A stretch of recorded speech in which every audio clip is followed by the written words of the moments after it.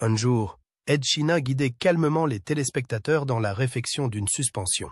Le lendemain, il était parti, banni de Wheeler Dealers sans avertissement. Les fans ont été pris au dépourvu. Ed n'était pas seulement un co-animateur. Il était l'âme de l'émission. Calm, brillant et tranquillement charismatique, il a introduit la maîtrise de la mécanique dans des millions de foyers. Son départ n'a pas été ressenti comme un simple changement de casting. Il a été ressenti comme une trahison. Pourquoi quelqu'un quitterait-il une émission très populaire et très appréciée à son apogée? Qu'y avait-il de si grave dans les coulisses pour qu'Ed abandonne tout? Pour le comprendre, il faut remonter à l'époque où ce duo improbable a pris d'assaut le monde de l'automobile. Deux hommes, en garage, une révolution commence. Tout a commencé par un concept simple, restaurer des voitures classiques, accompagner les téléspectateurs tout au long du processus et rendre le tout divertissant. Mais ce que Mike Brewer et Ed China ont créé sans le savoir, c'est un phénomène de genre qui allait changer à jamais les émissions sur l'automobile. Mike, qui était déjà un présentateur expérimenté ayant des racines profondes dans l'industrie automobile, avait l'énergie et l'ardeur nécessaires pour trouver des joyaux sous-évalués. Il était le négociateur, celui qui concluait l'affaire, celui qui pouvait faire baisser un prix et rendre la chose amusante. Eddie, en revanche, était une énigme, calme, réservé et imposant du haut de son mètre 90, avec un esprit qui fonctionnait comme un plan. Là où Mike apportait de l'éclat, Ed apportait de la finesse. Ensemble, ils étaient parfaitement assortis. Le spectacle était méthodique et réel. Les spectateurs n'ont pas seulement vu les transformations, ils les ont apprises. La caméra ne s'arrêtait pas lorsque les choses devenaient sales ou compliquées. Ed a tout expliqué, des réparations de soudure au diagnostic de turbocompresseurs, d'une manière à la fois éducative et étrangement apaisante. Son atelier était comme une salle de classe pour tous ceux qui rêvaient de restaurer une voiture dans leur propre garage. Ce n'était pas seulement de la télévision, c'était une classe de maîtres. Pendant plus d'une décennie, la formule n'a pas seulement fonctionné, elle a prospéré. Les fans du monde entier se sont sentis liés non seulement aux voitures, mais aussi à l'équilibre unique entre les animateurs. C'était honnête, familia, comme si vous regardiez deux vieux amis se disputer à propos d'un carburateur tout en faisant de la magie. Mais alors que l'émission atteignait de nouveaux sommets et devenait un succès culte, des tensions discrètes commençaient à gronder sous la surface, des chuchotements de friction, de décisions prises à huis clos car, comme nous le savons tous, le succès a un prix et leur facture arrivait à échéance.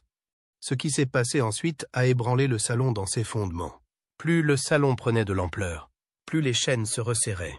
Le déménagement aux États-Unis en 2013 n'était pas seulement une question de voitures. Il s'agissait d'expansion, de nouvelles voitures, d'une nouvelle culture et surtout d'un nouveau marché. Les États-Unis sont friands de contenu automobile et les concessionnaires, Wheeler, ont déjà prouvé qu'ils pouvaient être compétitifs sur la scène internationale. C'était l'occasion de passer à la vitesse supérieure, de devenir plus qu'un simple favori au Royaume-Uni. Il était temps de devenir une marque mondiale.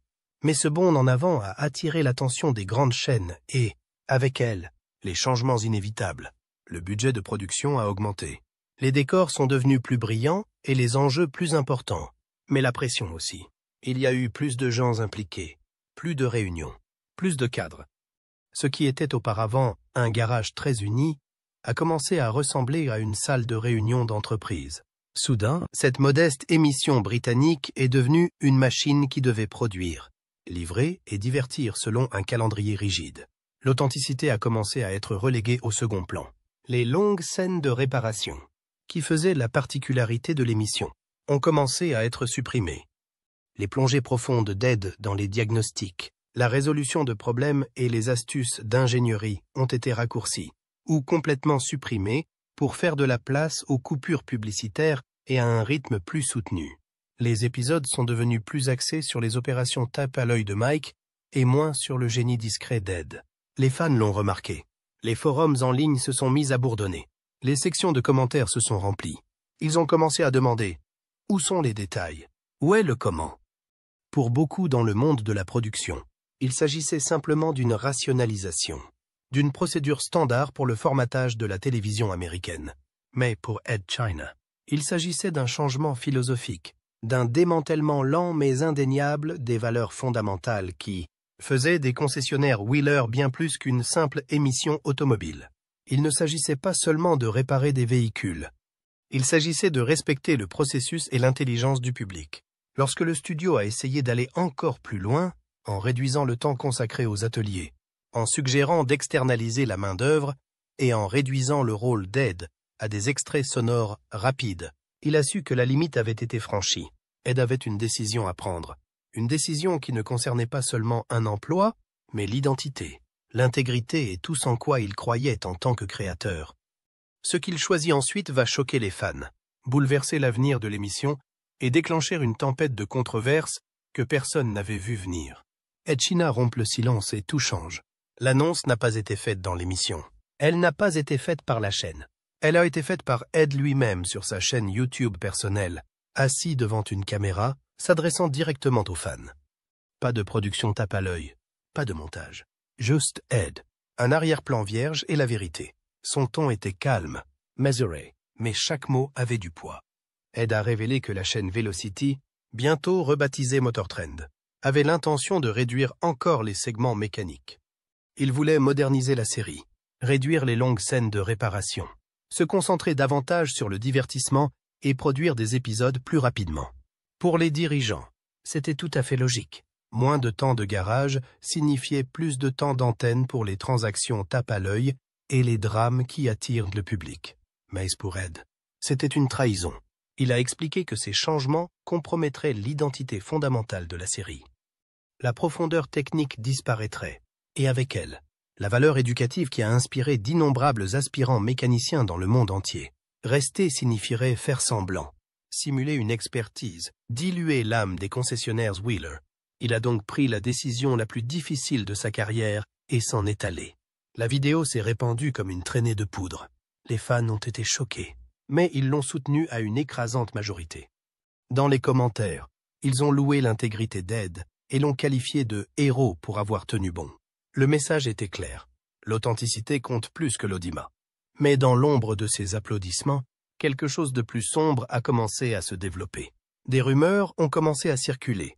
Des doigts ont été pointés. Les accusations ont commencé à fuser, et le jeu des reproches était sur le point de prendre une tournure personnelle inquiétante. Les accusations qui ont failli détruire Mike Brewer. Alors que l'Internet se ralliait à Ed, un second récit s'est imposé. Celle qui dépeint Mike Brewer comme le méchant de l'histoire. Aux yeux de certains fans, quelqu'un devait être responsable. Et Mike était la cible la plus visible. Les accusations allaient du plus subtil au plus grave. Il devait savoir. Il ne l'a pas empêché. Il a laissé Ed prendre le blâme. Certains sont même allés plus loin, affirmant que Mike avait fait pression pour obtenir plus de contrôle en coulisses, poussant discrètement Ed vers la sortie pour apaiser le réseau et s'aligner sur la nouvelle vision. L'idée s'est répandue comme une traînée de poudre dans les forums en ligne et les sections de commentaires, alimentées par la spéculation et l'émotion. Mike a tout nié. Publiquement, il soutient la décision d'Ed, loue son talent et lui souhaite le meilleur. En privé, cependant, il était assiégé. La réaction n'était pas seulement numérique, elles sont devenues terriblement réelles. Dans une interview bouleversante, Mike a révélé que lui et sa famille étaient harcelés en ligne. Sa fille a été menacée, sa femme a été terrifiée, et les forces de l'ordre ont finalement dû intervenir pour les protéger de ce qui était devenu une véritable campagne de haine. J'ai dû appeler la police, raconte Mike, la voix brisée. Quelqu'un a dit qu'il allait me tuer. C'était un rebondissement choquant. Les retombées du départ d'Ed s'étaient transformées en quelque chose de dangereux. Ce qui n'était au départ qu'un différend créatif avait fait couler le sang. Ed Mike Brewer, qu'il soit coupable ou non, était pris entre deux feux. Sa réputation a été battue en brèche. Sa sécurité était menacée et les cicatrices, tant personnelles que professionnelles, allaient perdurer. À ce jour, rien ne prouve que Mike ait orchestré le départ d'Ed. Mais le tribunal de l'opinion publique s'était déjà prononcé. Le mal était fait. Et tandis qu'Ed restait silencieux sur la question, ne répondant jamais publiquement aux attaques ou défendant Mike, c'est le concessionnaire, et non le mécanicien, qui s'est retrouvé seul dans la tempête. Malgré cela, l'émission ne s'est pas arrêtée. Wheeler Dealers était toujours une marque mondiale, et il lui fallait rapidement un nouveau mécanicien, mais qui pourrait bien prendre la place d'Ed Sheeran. Peut-on remplacer une légende? C'est le cas de Tantanstead. Poe, charismatique et doué pour la mécanique, semblait être le candidat idéal pour remplacer Ed China, ancien policier devenu constructeur de carburant. Il avait une expérience du monde réel à la fois sous le capot et devant la caméra. Une combinaison rare dont les producteurs espéraient qu'elle convaincrait les fans sceptiques. L'entente avec Mike était bonne. Les projets étaient solides. Les épisodes s'enchaînent. Ant a apporté du charme, de l'efficacité et une nouvelle dynamique à l'écran. Pendant un certain temps, il a semblé que la série pourrait survivre à la transition. Les audiences se sont maintenues et le format est resté intact, du moins en apparence. Mais les fans n'ont jamais cessé de faire des comparaisons. Là où Ed était calme et méthodique, Ant était rapide, énergique et toujours prêt pour la caméra.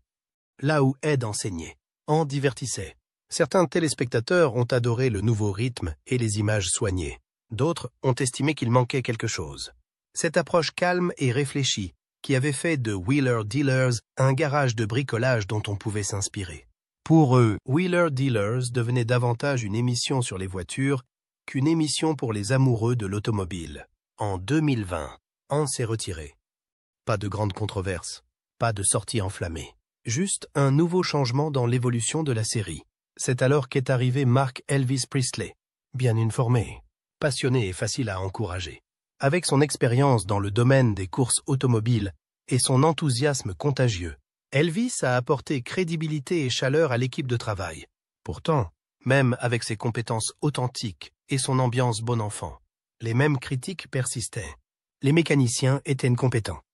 Les voitures étaient superbes. La vraie question n'était pas de savoir si ces nouveaux animateurs étaient bons dans ce qu'ils faisaient, mais si les concessionnaires Wheeler pourraient un jour retrouver l'âme qu'ils avaient perdue quand Ed China a quitté le garage. Il s'agissait de savoir si les concessionnaires Wheeler pourraient un jour retrouver l'âme qu'ils avaient perdue lorsque Ed China est sorti de son garage. Et pendant que la série cherchait son identité, essayant de frapper 2 fois le même coup, Ed reconstruisait tranquillement son propre monde, loin des caméras, mais loin d'être oublié. Ed China s'est reconstruite, mais cette fois-ci selon ses propres termes. En 2021, Ed China est revenu non pas à la télévision, mais sur YouTube, où il pouvait contrôler chaque image. Pas de producteur, pas de limite de temps, pas d'interférence des entreprises. Juste Ed, une caméra et la magie brute de l'ingénierie réelle. Il a lancé Workshop Diaries, une série qui ramenait tout à l'essentiel. C'était le monde d'Ed, à ses conditions. Pas de mandat de la chaîne, pas de montage tape à l'œil, pas de scénario dramatique. Chaque épisode était une plongée profonde dans des réparations authentiques, des constructions expérimentales et des explications réfléchies. Des conversions électriques aux reconstructions de boîtes de vitesse. C'est dans tous les sens l'esprit des concessionnaires Wheeler qui a été restauré. Ed a travaillé sur toutes sortes de véhicules, des Land Rover d'époque aux prototypes futuristes. Il ne se contentait pas de montrer aux téléspectateurs ce qu'il faisait. Il expliquait pourquoi, décomposant la logique de chaque étape. Le ton était calme, personnel et profondément satisfaisant. Et les fans affamés de cette magie Ed China de la vieille école sont venus en masse. Les sections de commentaires ont été inondées d'éloges. Les téléspectateurs de longue date ont dit qu'ils avaient l'impression de rentrer chez eux. Les vues ont grimpé, les abonnés ont afflué. Et surtout, Ed semblait vraiment heureux, de retour dans un espace où la passion et la précision mènent la danse, et non les délais et les drames. Il a même revisité des véhicules emblématiques des concessionnaires Wheeler, des voitures qui n'ont jamais reçu toute l'attention qu'elles méritaient. Sur sa propre chaîne, il pouvait enfin donner à ces véhicules l'amour et l'attention qui leur manquaient. Et sans coupure publicitaire ou éditoriale, Ed a raconté l'histoire complète, telle qu'elle devait être racontée. Pendant ce temps, Mike Brewer continuait à tenir le fort à la télévision. Maintenant, la marque en vie avec de nouveaux visages et de nouvelles constructions. Mais alors que les Workshop Diaries prenaient de l'ampleur, une question a commencé à résonner dans la base de fans. Une question de plus en plus forte et persistante au fil des téléchargements. Que se passerait-il si Mike et Ed se croisaient à nouveau? S'agirait-il d'une réunion ou d'un bilan? 2 routes, un héritage et des retrouvailles. Les fans rêvent encore que les années ont passé. Ed et Mike ont tourné la page, du moins sur le plan professionnel. Mais pour les fans qui ont suivi chaque reconstruction de moteur, chaque réparation de boîte de vitesse, chaque moment de badinage, l'histoire ne semble pas terminée. Pas vraiment. Mike Brewer est toujours à la tête des concessionnaires Wheeler, s'adaptant aux changements d'époque et à la rotation des co-animateurs. Il a maintenu la marque en vie à travers des marchés changeants, des formats en évolution et les exigences sans cesse renouvelées de la télévision moderne. Il est devenu le visage de la résilience, toujours souriant, toujours en mouvement, toujours à la recherche de la prochaine affaire. L'émission a peut-être changé, mais son moteur tourne toujours aussi bien. Eddie, quant à lui, a redoublé d'intégrité. Sa chaîne YouTube, Workshop Diaries, est fondée sur la passion plutôt que sur le profit. Il ne court pas après les tendances et n'adapte pas son contenu pour plaire aux annonceurs. Il construit ce qu'il veut, explique ce qui est important et inspire une génération de passionnés qui valorisent l'authenticité par-dessus tout. Son public est peut-être plus restreint, mais il est férocement loyal et lui fait confiance. À ce jour, aucun des deux hommes n'a parlé publiquement de l'autre en profondeur. Pas d'interview commune, pas de message sincère, pas de retrouvailles spectaculaires, juste un long silence compliqué, entre lequel les fans continuent de lire. Un silence rempli de possibilités et d'histoires inexprimées. Et pourtant, la communauté continue de se demander si cela pourrait arriver un jour. Pourrait-il faire équipe une fois de plus pour une restauration, une émission spéciale unique ou même une simple conversation sur ce qui s'est réellement passé en coulisses? Parce que Wheeler Dealers n'a jamais été qu'une affaire de voiture. C'est l'histoire de deux hommes à l'esprit différent mais au cœur identique. Il s'agit de passion, de confiance et de la joie de réparer ce qui est cassé, pas seulement sous le capot, mais aussi entre les gens. Et peut-être, juste peut-être, la porte du garage n'est pas fermée pour de bon. Elle attend peut-être d'être ouverte une dernière fois. Alors, qu'en pensez-vous? Le départ d'Ed China a-t-il été le moment où les concessionnaires Wheeler ont perdu leur magie? Ou ont-ils simplement évolué vers quelque chose de nouveau? Faites-nous part de vos réflexions dans les commentaires. Si vous avez aimé cette plongée dans l'une des séparations les plus médiatisées de la télévision, appuyez sur le bouton « J'aime », abonnez-vous et faites sonner la cloche.